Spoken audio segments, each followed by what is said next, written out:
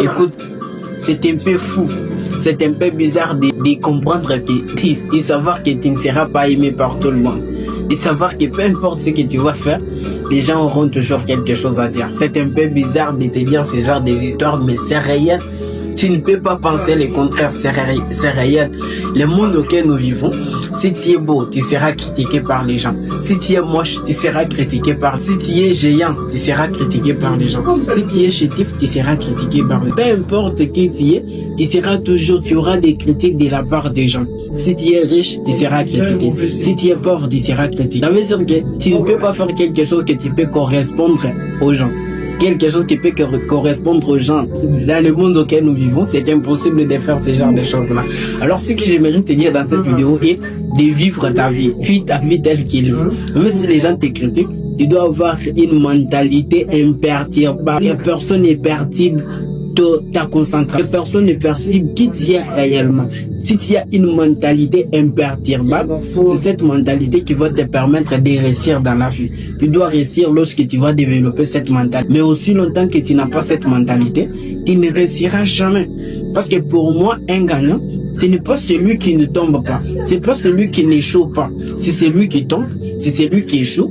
Peu importe combien les gens vont se moquer de lui, c'est cette personne-là qui a la capacité de se dire que derrière cet échec, se cache une opportunité qui va me faire sourire.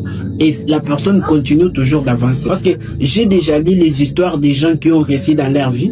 Et parmi ces personnes-là, je n'ai jamais vu quelqu'un qui a commencé directement et a réussi. Ces personnes-là, ils ont commencé par échouer.